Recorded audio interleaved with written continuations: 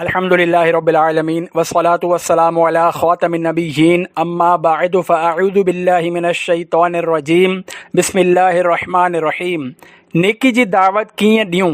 दुआए अत्तार। या रब्बल मुस्तफ़ा, जेको बि मुकमल रिसालो नेकी जी दावत कीअं ॾियूं पढ़ी या ॿुधी वठे, उनखे नर्म मिज़ाज ऐं मिठा ॿोल ॻाल्हाइण वारो बणाए ऐं उनखे वालिदैन समेत बेहिसाब बख़्शे छॾ। आमीन बिजाह ख़ातमिन नबिय्यीन सल्लल्लाहु तआला अलैहि वसल्लम। दुरूद शरीफ जी फ़ज़ीलत। फ़रमाने आख़िरी नबी सल्लल्लाहु अलैहि वसल्लम, जंहिं मूं ते 100 भेरा दुरूद पाक पढ़ियो, अल्लाह पाक उन जे ॿिन्ही अखियुनि जे दरमियान लिखी छॾींदो आहे त ही निफ़ाक़ ऐं जहन्नम जी बाहि खां आज़ादु आहे ऐं उनखे क़यामत जे ॾींहुं शहीदनि सां गॾु रखंदो। मजमअ ज़वाइद 253/10 हदीस 17/98। सल्लु अलल हबीब सल्लल्लाहु अलैहि मुहम्मद। नेकी जी दावत तर्क करण वारो हुज़ूर अलैहिस्सलाम जे तरीक़े ते नाहे। हज़रत सैयदना अब्दुल्ला इब्न अब्बास रज़ियल्लाहु अन्हुमा खां रिवायत आहे, सरदार मक्का मुकरमा सुल्तान मदीने मुनव्वरा सल्लल्लाहु अलैहि वसल्लम जिन इरशाद फरमायो आहे, लैस मिन्ना मन लम यरहम सगीरना व युवक्किर कबीरना व यअमुर बिल मारूफ व यनहा अनिल मुनकर। याने उहो असां मां नाहे जेको असां जे नंढनि ते रहम न करे ऐं वॾनि जी इज़त न करे ऐं नेकी जो हुकुम न ॾिए ऐं बुराई खां मनाए न करे। सुनन तिरमिज़ी जिल्द 3 सफ़ो 377 हदीस 19-28। नेकी जी दावत सिर्फ़ आलिम सगोरनि ते नाहे, अवाम ते लाज़िम आहे, अवाम ते बि लाज़िम आहे। मुफ़स्सिर शहीर हकीमुल उम्मत हज़रत मुफ्ती अहमद यार ख़ान रज़ियल्लाहु अन्हु हिन हदीस शरीफ़ जे अल्फाज़ नेकी जो हुकुम न ॾिए ऐं बुराई खां मनाए न करे जे तहत फ़रमाइनि था, हर शख़्स पंहिंजी ताक़त ऐं पंहिंजे इल्म जे मुताबिक़ दीनी अहकाम माण्हुनि में जारी करे। ही सिर्फ़ आलिमनि जो ई फ़र्ज़ु न आहे, सभिनी ते लाज़िम आहे। हाकिम हथ सां बुराइयूं रोके, आलिम आम ज़बानी तबलीग सां ही फ़र्ज़ु अदा करे। हिन ज़माने में इन सां घणी गफ़लत कई पई वञे। मिराअतुल मनाजी जिल्द 6 सफ़ो 416 में नेकी की दावत की धूमें मचाऊं, तू कर ऐसा जज्बा अता या इलाही। सल्लु अलल हबीब सल्लल्लाहु अलैहि मुहम्मद। आराबी याने ॻोठाणे जॾहिं मस्जिद में पेशाब कयो।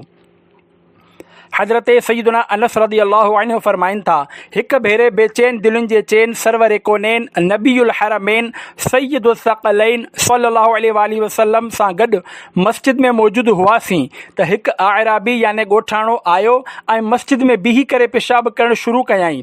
जनाब रिसालत मआब सल्लल्लाहु अलैहि वसल्लम जे असहाबे सगोरनि अलैहिम रिज़वान उनखे आवाज़ ॾिनो, बीहे।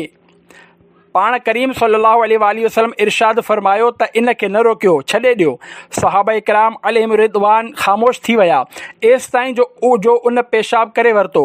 पोइ मुबल्लिग़ आज़म सल्लल्लाहु अलैहि वसल्लम उन खे सॾु करे नरमी ऐं शफ़क़त सां फरमायो, ही मस्जिद पेशाब ऐं गंदगी जे लाइ नाहे, ही त सिर्फ़ु अल्लाह पाक जे ज़िक्र, नमाज़ ऐं तिलावत क़ुर्आन जे लाइ आहे। पोइ पाण सल्लल्लाहु अलैहि वसल्लम कंहिंखे पाणी आणण जो हुकुम ॾिनो। उहो पाणी जो डोल खणी आयो ऐं उन पेशाब जी जॻह ते वहाए छॾियो। सही मुस्लिम सफ़ो 164 हदीस 285। नेकी जी दावत में नरमी ज़रूरी आहे। मुफ़स्सिर शहीर हकीमुल उम्मत हज़रत मुफ्ती अहमद यार ख़ान रहमतुल्लाह अलैह हिन हदीस शरीफ़ जे तहत फ़रमाइनि था, ख़्याल रहे त नजस याने नापाक ज़मीन जेतोणीक सुकी करे पाक थी वेंदी आहे, जॾहिं त उन तां नजासत जा असर ख़तम थी वञनि, पर ज़मीन खे धोइणु तमामु बहितर आहे, जो इन सां गंदगी जो रंग ऐं बूइ बि जल्दी वेंदी रहंदी आहे ऐं इन सां तयम्मुम बि जाइज़ थी वेंदो आहे। हिन हदीस में पाणी जो डोल वहाइण जे तज़किरे सां ही लाज़िम नथो अचे त नापाक ज़मीन बग़ैर धोइण जे पाक न थी सघंदी। मस्जिद में पाकाई जे अलावा सफ़ाई बि हुजे ऐं ही धोइण सां ई हासिल थींदी आहे। वधीक फ़रमाइनि था, हिन में मुबल्लिग़नि खे तबलीग जे तरीक़े जी तालीम आहे त तबलीग अख़लाक़ ऐं नरमी सां हुअणु घुरिजे। मिराअतुल मनाजी जिल्द 1 सफ़ो 326। पेशाब कंदे कंदे ओचितो रुकिजी वञण जा तिबी नुक़सान। मिठा इस्लामी भाइरो, जॾहिं को पेशाब करे रहियो हुजे उनखे छिरकाइण वारो आवाज़ लॻाइण ऐं ड्रेजारण खां बचणु खपे, छो त पेशाब कंदे वक़्तु कंहिं ख़ौफ़ वग़ैरह जे करे अधूरो पेशाब फ़ौरन रोकण सां तिबी तौर ते एतिरा सख़्तु नुक़सान पहुची सघनि था जेतिरा नांग जे ॾंगण सां बि नथा पहुची सघनि। पेशाब खे अधूरो छॾण सां जुनून याने पागलपन ऐं बेहोशी जा दौरा पवण ऐं गुर्दनि जो ख़तरनाक बीमारियूं थी सघनि थियूं। बीही करे पेशाब करणु सुन्नत नाहे। प्यारा प्यारा इस्लामी भाइरो, बयान कयल रिवायत में बीही करे पेशाब करण जो तज़किरो आहे। इन ई ज़िम्न में अर्ज़ आहे त बीही करे पेशाब करणु सुन्नत नाहे। जीअं त दावत इस्लामी जे इशाअती इदारे मकतबतुल मदीना जी शाया थियल 1250 सफ़नि ते मुश्तमिल किताब बहारे शरीअत जिल्द पहिरियों सफ़े 407 ते आहे त उम्मुल मुमिनीन हज़रत सैयदतुना आइशा सिद्दीक़ा रज़ियल्लाहु अन्हा फ़रमाइनि थियूं, जेको शख़्स अव्हां खे ही चवे त नबी करीम सल्लल्लाहु अलैहि वसल्लम बीही करे पेशाब कंदा हुआ त तव्हां उनखे सचो न सम्झो। हुज़ूर सल्लल्लाहु अलैहि वसल्लम वेही करे ई पेशाब कंदा हुआ। सुनन तिरमिज़ी जिल्द 1 सफ़ो 90 हदीस 12। बीही करे पेशाब करण जा नुक़सान। अफ़सोस, अॼुकल्ह बीही करे पेशाब करण जो रवाजु आम थी चुको आहे। ख़ासि करे एयरपोर्ट ऐं ॿियनि ख़ासि जॻहियुनि ते बीही करे पेशाब करण जो ख़ासि इंतिज़ाम हूंदो आहे। ईअं पेशाब करण सां जिते सुन्नत फ़ौत थी वञे थी त उते उन जा तिबी नुक़सान बि आहिनि। जीअं तिबी तहक़ीक़ जे मुताबिक़ बीही करे पेशाब करण सां मसाने जा गुदूद सुॼी करे वधी वेंदा आहिनि, जंहिंजे करे पेशाब तकलीफ़ सां ईंदो आहे। धार सनी थियणु, कतरो अचणु, बल्कि पेशाब बंदि थियण जा मर्ज़ पैदा थी सघनि था। बीही करे पेशाब करण वारा कुझु माण्हू बग़ैर धोअण या बग़ैर ख़ुश्क करण जे पेंट जो बटण या ज़ंजीर बंदि कंदा आहिनि, जंहिंसां उन्हनि जे रानुनि वग़ैरह ते पेशाब जा छंडा पवंदा आहिनि। ईअं बिना उज़्र बदन खे नापाक करण वारा गुनाहगार थियण सां गॾोगॾु तिबी तौर ते बि नुक़सान में पइजी सघनि था। हिकु मुस्तशरिक़ याने अहिड़ो फ़िरंगी यूरोपी माण्हू जेको मशरक़ी ज़बानुनि मसलन उर्दू, सिंधी वग़ैरह जो माहिर हुजे, डॉक्टर जॉन्ट मिलन, चवे थो सुरीनन याने बदन जो उहो हिसो जेको वेहण में ज़मीन सां लॻे थो उहो ऐं उन जे आस पास वारनि हिस्सनि जी एलर्जी, रानुनि जी ख़ारिश ऐं फुरड़ियूं, पीड़ो याने दुन जे हेठियां हिस्से जे खल लहण जी बीमारी, पर्दे जी मख़सूस जॻह जे ज़ख़म जा मरीज़ जॾहिं मूं वटि ईंदा आहिनि त उन्हनि में अक्सर उहे हूंदा आहिनि जेके पेशाब जे छंडनि खां नाहिनि बचंदा। पेशाब जे छंडनि खां न बचण जो अज़ाब। हज़रत अबी बकरा रज़ियल्लाहु अन्हु फ़रमाइनि था, मां हुज़ूर नबी करीम रऊफ़ुर रहीम अलैहि अफ़्ज़लुस सलातु व तस्लीम सां गॾु हली रहियो हुयुसि ऐं पाण करीम सल्लल्लाहु अलैहि वसल्लम मुंहिंजो हथु पंहिंजे हथ में वरितो। हिकु माण्हू पाण करीम सल्लल्लाहु अलैहि वसल्लम जे साॼे पासे हो। इन ई हालत में असां पंहिंजे साम्हूं ॿ क़बरूं ॾिठियूं त नबूवत जे आफ़ताब जनाब रिसालत मआब सल्लल्लाहु अलैहि वसल्लम फ़रमायो, इन्हनि ॿिन्ही खे अज़ाब थी रहियो आहे ऐं कॾहिं कंहिं वॾे मुआमिले जे करे न थी रहियो आहे। तव्हां मां केरु आहे जेको मूंखे हिकु टारी खणी ॾिए? असां हिक ॿिए खे अॻिते वञण जी कोशिशि कई त मां ॿियनि खां अॻियां निकिरी वियुसि। हिकु टारी खणी करे हाज़िर ख़िदमत थियुसि। पाण सल्लल्लाहु अलैहि वसल्लम उन जा 2 टुकड़ा कया, ॿिन्हिनि क़बरनि ते हिकु हिकु टुकड़ो रखियो। पोइ इरशाद फ़रमायाऊं, ही जेसिताईं सावा रहंदा इन्हनि ते अज़ाब में घटिताई रहंदी ऐं इन्हनि ॿिन्ही खे ग़ीबत ऐं पेशाब जे करे अज़ाब थी रहियो आहे। मुस्नद इमाम अहमद जिल्द 7 सफ़ो 304 हदीस 2395। आका सल्लल्लाहु अलैहि वसल्लम खे इल्म ग़ैब आहे। प्यारा प्यारा इस्लामी भाइरो, ॾिठो अव्हां ग़ीबतुनि ऐं पेशाब जे क़तरनि खां न बचणु क़बर जे अज़ाब जे सबबनि मां आहे। हाय असांजो ही नाज़ुक बदन जेको मामूली कंडे जे चुभजणु, मंझंदि जी गर्मी ऐं बुख़ार जे मामूली तपिश नथो बर्दाश्त करे सघे त उहो क़बर जी वहशतनाक अज़ाब खे कीअं सही सघंदो। या अल्लाह पाक, असां पेशाब जे गंदगी जे गुनाहनि ऐं ग़ीबतुनि ऐं नंढनि वॾनि सभिनी गुनाहनि खां तौबह कयूं था। प्यारा प्यारा मालिक, असां खां हमेशह जे लाइ राज़ी थी वञ ऐं असांजी बिना कंहिं हिसाब वहाब जे मग़फ़िरत फ़रमाए, आमीन बिजाह नबील अमीन सल्लल्लाहु अलैहि वसल्लम। बयान कयल रिवायत मां इहो बि मालूम थियो त असांजे प्यारे प्यारे आका सल्लल्लाहु अलैहि वसल्लम खे इल्म ग़ैब आहे, तंहिं करे ख़ुदाए वहाब जी अता सां अज़ाब क़ब्र जो हाल मुलाहिज़ा फ़रमायाऊं। जीअं त बयान कयल रिवायत में ज़ाहिर आहे, मुंहिंजा आका आला हज़रत इमाम अहले सुन्नत मौलाना शाह इमाम अहमद रज़ा ख़ान रहमतुल्लाह अलैह हदायक़ बख्शिश शरीफ में फ़रमाइन था, सरे अर्श पर है तेरी गुज़र, दिले फ़र्श पर है तेरी नज़र, मलकूतो मुल्क में कोई शे नहीं, वो तुझ पे अयां नहीं। मुश्किल अल्फाज़ी माने, सरे अर्श यानी अर्श जे मथे, मलकूत फ़रिश्तनि जे रहण जी जॻह, अयां ज़ाहिर। शरह कलाम रज़ा, या रसूल अल्लाह सल्लल्लाहु अलैहि वसल्लम, अर्श जे मथे ऐं फ़र्श यानी ज़मीन जे अंदर जो सभु कुझु अव्हां जे पेशे नज़र आहे। दुनिया जहान में का बि अहिड़ी शइ नाहे जेका अव्हां ते ज़ाहिर न हुजे। सल्लु अलल हबीब सल्लल्लाहु अला मुहम्मद। शराबी ते इनफ़रादी कोशिश। प्यारा प्यारा इस्लामी भाइरो, नरमी सां जेको कमु थींदो आहे उहो गर्मी सां नाहे थींदो, ऐं मुबल्लिग़ खे त मेण खां वधीक नर्म ऐं बर्फ़ खां वधीक थधो रहणु घुरिजे। छिड़ब ऐं दड़कण सां कंहिंजी इस्लाह थियणु मुश्किल आहे। हुज्जतुल इस्लाम हज़रत सैयदुना इमाम अबू हामिद मुहम्मद बिन मुहम्मद ग़ज़ाली रहमतुल्लाहि अलैहि इहयाउल उलूम में नक़ल कयो आहे त हज़रत सैयदुना मुहम्मद बिन ज़करिया अलैहि रहमतुल्लाहिल किबरिया फ़रमाइनि था, हिकु भेरे मां हज़रत सैयदुना अब्दुल्ला बिन मुहम्मद बिन आयशा रहमतुल्लाह अलैहि वटि हाज़िर थियुसि। पाण रहमतुल्लाह अलैहि नमाज़ मग़रिब खां पोइ मस्जिद खां घर ॾांहुं रवाना थिया। रस्ते में हिकु क़ुरैशी नौजवान नशे में धुत नज़र आयो। उन हिकु औरत खे पकड़े वरितो। औरत रड़ियूं करण लॻी। माण्हू आया ऐं उन नौजवान ते काहे पिया। हज़रत सैयदना इब्ने आयशा रहमतुल्लाह अलैहि उन खे सुञातो ऐं माण्हुनि खां छॾाए करे शफ़क़त सां सीने लॻायो, पंहिंजे घर वठी आया ऐं उन खे सुम्हारे छॾियो। जॾहिं उहो बेदार थियो त उन जो नशो लही चुको हो। उन खे नशे जे दौरान थियण वारी बेहयाई जे क़िस्से ऐं मार जी ख़बर पई त शर्म सबबि रोई पियो ऐं वापसि वञणु लॻो। हज़रत सैयदना इब्ने आयशा रहमतुल्लाह अलैहि उन खे रोकियो ऐं निहायत नरमी सां नेकी जी दावत ॾिनी ऐं अहसासु ॾियारियो त पुट, अव्हां त क़ुरैशी आहियो, अव्हां जी ख़ानदानी शराफ़त मरहबा। इहो त ग़ौर फ़रमायो त अव्हां केॾे वॾी हस्ती जो औलाद आहियो।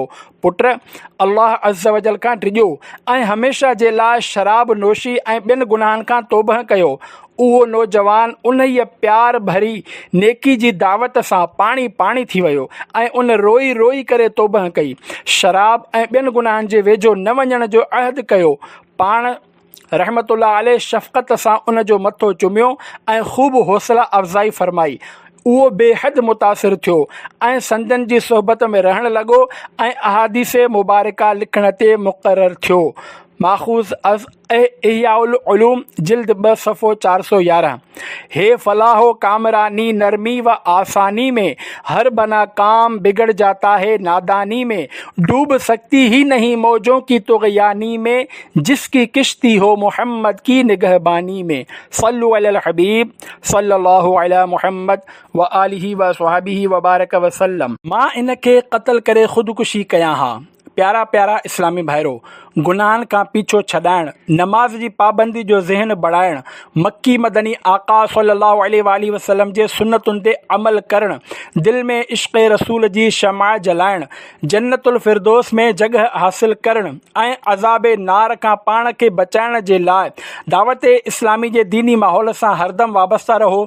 सुन्नतुनि भरे मदनी क़ाफ़िलनि में सफ़र जो मामूल बणायो ऐं नेक अमाल जे मुताबिक़ पंहिंजी ज़िंदगी जा ॾींहं राति गुज़ारियो। अव्हां जी तरग़ीब जे लाइ हिकु मदनी बहार पेश कई थी वञे। हिकु मुबल्लिग़ दावत इस्लामी जे बयान जो ख़ुलासो आहे, मूंखे मदनी क़ाफ़िले में सफ़र दौरान हिकु मस्जिद में जुमे जी नमाज़ खां पहिरियां सुन्नतुनि भरियो बयानु करण जी सआदत हासिल थी। बयान जे इख़्तिताम ते मस्जिद में मौजूदु इस्लामी भाइरनि खे परेशानियुनि जे रूहानी इलाज लाइ तावीज़ात अतारिया हासिल करण जी तरग़ीब ॾिनी। हिकु शख़्स असर जी नमाज़ वक़्तु मूं वटि तशरीफ़ वठी आयो ऐं पंहिंजो मसइलो कुझु हिननि लफ़्ज़नि में बयानु कयो। कुझु अरसो पहिरियां मां रोज़गार जे सिलसिले में पाकिस्तान खां ॿाहिरि वयुसि त उते वञी चोरी धाड़े जहिड़नि ॾोहनि ऐं ॿियनि ग़ैर क़ानूनी कमनि में पइजी वियुसि।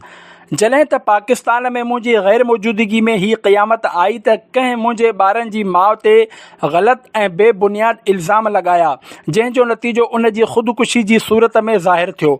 जॾहिं मूंखे इन वाक़े जी ख़बर ॾिनी वई त मां सदमे में बेहाल थी वियुसि ऐं फ़ौरी तौरु पंहिंजे ॻोठु अची पहुतुसि। नफ़्स ऐं शैतान जे वर ॻलाइण में अची मूं पंहिंजी घरवारीअ ते ग़लति तोहमत लॻाइण वारे खे क़त्ल करे पाण बि ख़ुदकुशी करण जो इरादो कयो। मूं उन वारदात जो इंतज़ाम बि मुकमल कया हुआ, पर हिन मस्जिद में नमाज़ जुमा अदा करण सां गॾोगॾु अव्हांजे बयान ॿुधण जी सआदत नसीब थी। बयान जे ख़त्म थियण ते अव्हां मुश्किलात जे हल लाइ तावीज़ात अतारिया हासिल करण जी जेका तरग़ीब ॾिनी, इन सां हौसलो मिलियो। अव्हांजो बयान ॿुधी मुंहिंजा गुनाहनि भरिया इरादा ख़त्म थियण लॻा। मूं ही फ़ैसिलो कयो त अव्हांखे पंहिंजो मसइलो बयानु करे का अहिड़ी सूरत इख़्तियार कई वञे जो नांग बि मरे ऐं लठ बि न भॼे। उन जूं ही ॻाल्हियूं ॿुधी करे पहिरीं त मां घबराइजी वियुसि, पर पोइ अल्लाह ऐं रसूल अज़्ज़ व जल्ल व सल्लल्लाहु अलैहि वसल्लम खे यादि करे मौक़े मुनासिबत सां मामिलो हल करण जे लाइ दावत इस्लामी जे इशाअती इदारे मकतबतुल मदीना जे सुन्नतुनि भरियनि तहरीरी बयाननि जा 3 रिसाला, गुस्से जो इलाज, अफ़ु व दरगुज़र जी फ़ज़ीलत, ख़ुदकुशी जो इलाज, मां रहनुमाई वठंदे तक़रीबन 1 कलाकु उन ते इनफ़रादी कोशिश कंदो रहियुसि। अल्हम्दुलिल्लाह आख़िरकार उहो इस्लामी भाउ पंहिंजे ख़तरनाक इरादे खां मुड़ी वियो ऐं ईअं 2 क़ीमती जानियूं ज़ाया थियण खां बची वियूं। उन इस्लामी भाउ अश्कबार अखियुनि सां तौबह कई ऐं नाबालिग़ ॿारनि सां गॾु गौसे आज़म रहमतुल्लाह अलैह जा मुरीद थी विया।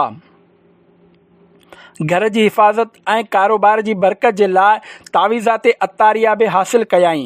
जॾहिं मूं उन खे मदनी क़ाफ़िले जे सफ़र जी रग़बत ॾियारी त लुड़क भरियल अखियुनि सां रोअण हार के आवाज़ में चयो, इंशा अल्लाह अज़्ज़ वजल हाणे त मुंहिंजी पूरी ज़िंदगी दावत इस्लामी जे मदनी कमनि में ई गुज़रंदी। ए इस्लामी भाई न करना लड़ाई के हो जाएगा बदनुमा मदनी माहौल, संवर जाएगी आखिरत इंशा अल्लाह तुम अपनाए रखो सदा मदनी माहौल। सल्लु अलल हबीब सल्लल्लाहु अला मुहम्मद। मुबलिगीन जुमे जो बयान कनि।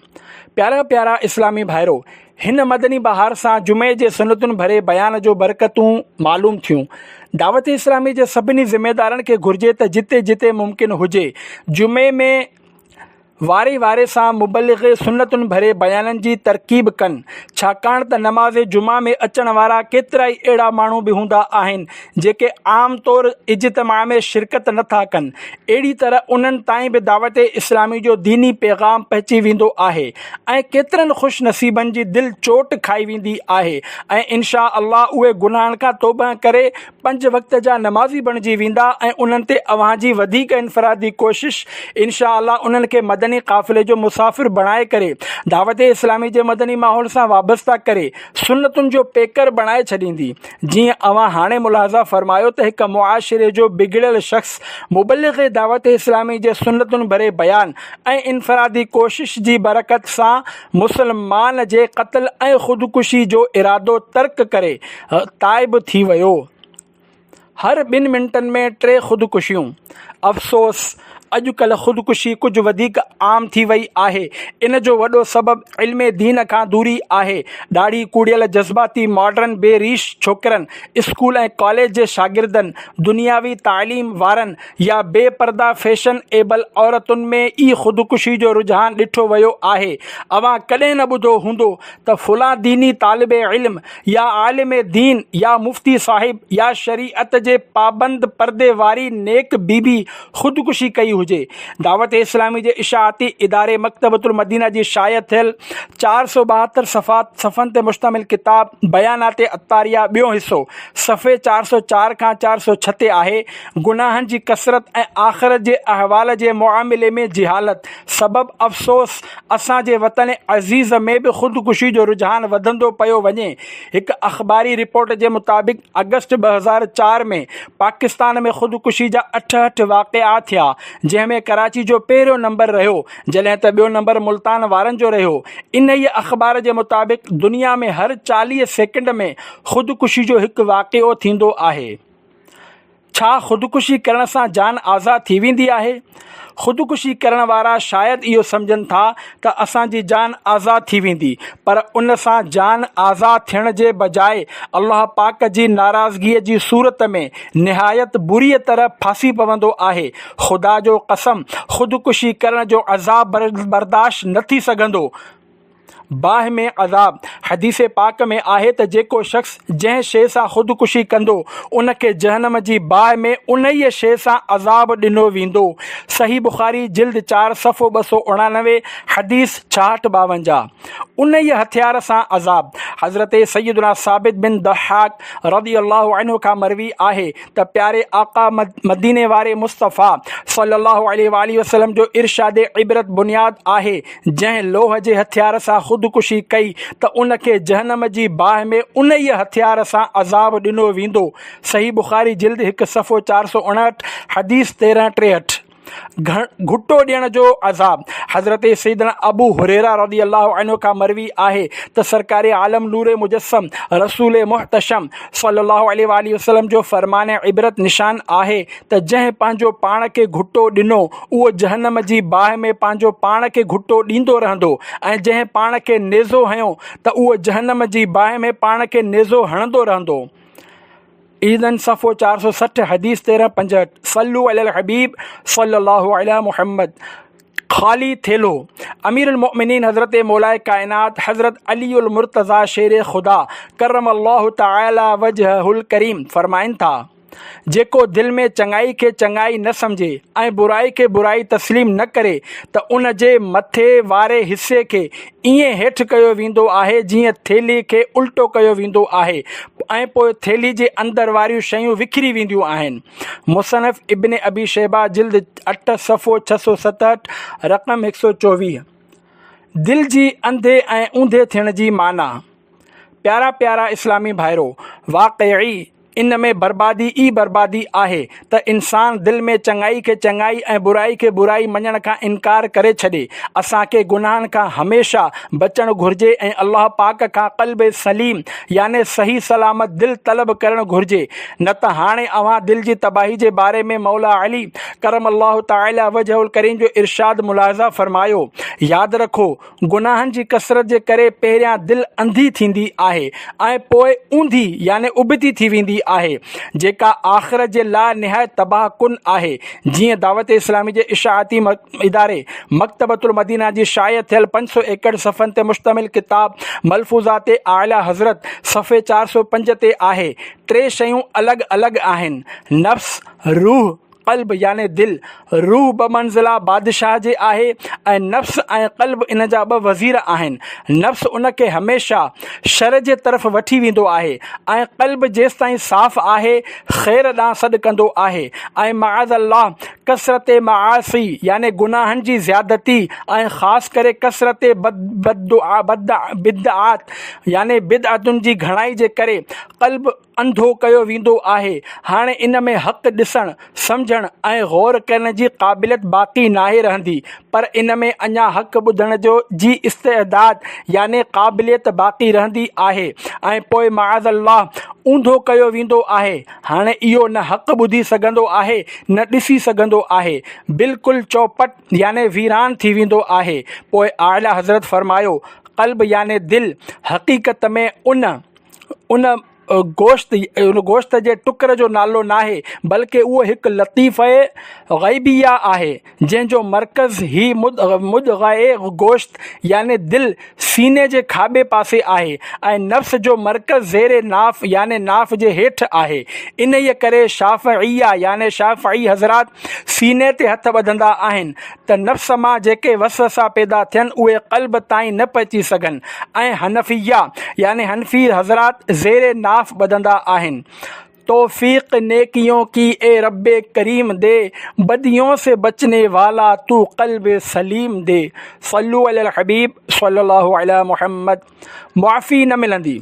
हज़रत सैयदना अबू दरदा रज़ी अल्लाहु अन्हु का रिवायत आहे त तव्हां नेकी जो हुकुम ॾींदा रहो ऐं बुराई खां रोकींदा रहो, न त तव्हां ते ज़ालिम बादशाह मुसलत कयो वेंदो जेको तव्हांजे नंढनि ते रहम न कंदो, ऐं तव्हांजा नेक माण्हू दुआ कंदा पर उन्हनि जूं दुआऊं क़बूल बि न थींदियूं।